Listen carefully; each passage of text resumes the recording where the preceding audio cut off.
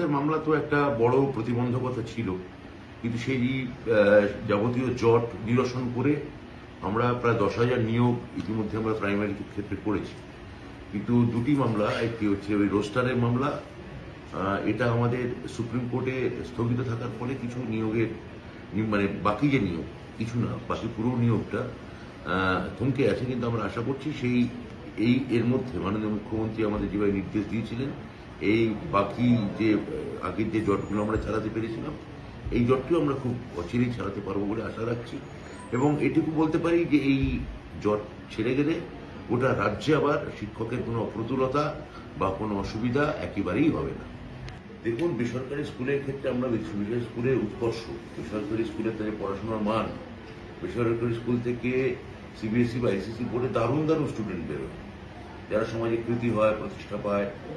কিন্তু বেসরকারি স্কুলের ক্ষেত্রে আমরা তাদের যে কৃতিত্ব, তা আমরা কখনোই অস্বীকার করি না। এবং আমি মনে করি সরকার এবং বেসরকার এই দুয়ের একটা সমন্বয় দরকার। প্রাইভেট নার্সিংহোমের ক্ষেত্রে যেমন মাননীয় মুখ্যমন্ত্রী আমরা দেখতে পেয়েছি, তার অধীনে স্বাস্থ্য দপ্তর এটাকে যথেষ্ট এটা নিয়ে মাথা ঘামিয়েছে, চর্চা করেছে। এবং যে প্রাইভেট নার্সিংহোমগুলোর ক্ষেত্রে যে অস্বাভাবিক বিল করা, ভর্তির ক্ষেত্রে যথেচ্ছাচার, নানা রকম স্বজন পোষণ, ধনিক শ্রেণীকে বেশি গুরুত্ব দেওয়া, প্রান্তিক শ্রেণীকে কম গুরুত্ব দেওয়া, এইগুলো যে চর্চা ছিল, এটা মুখ্যমন্ত্রীর হস্তক্ষেপে প্রায় আমাদের প্রাইভেট নার্সিংহোমগুলি থেকে উঠে গেছে। এখন একটা সম ব্যবহার এবং সম দৃষ্টিভঙ্গি আমরা দেখতে পাই।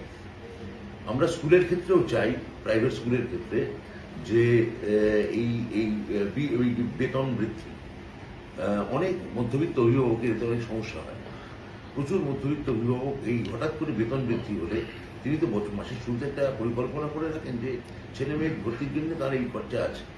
হঠাৎ করে একটা নোটিশ দিয়ে সেই বেতন বাড়িয়ে দেওয়া, অন্যান্য কর্পোরাল পানিশমেন্ট, নানা রকমের পরিকাঠামোগত অভাব, এগুলো বেশ কিছু বেসরকারি স্কুলের ক্ষেত্রে আমরা লক্ষ্য করেছি। মাননীয় মুখ্যমন্ত্রীর সঙ্গে আলোচনা এবং নির্দেশ করে তাই আমরা একটা এই বিষয়ে বিল আনতে চাই। সেটা মাননীয় মুখ্যমন্ত্রীর অনুমোদনে আছে, বিবেচনাধীন আছে। আশা করছি এটা আমরা খুব তাড়াতাড়ি আমরা এটা বিধানসভায় পাশ করাতে পারবো। কবে কার্যকরী হবে সেটা অবশ্যই আমাদের এখানে মাননীয় রাজ্যপালের স্বাক্ষরের উপর নির্ভর করছে।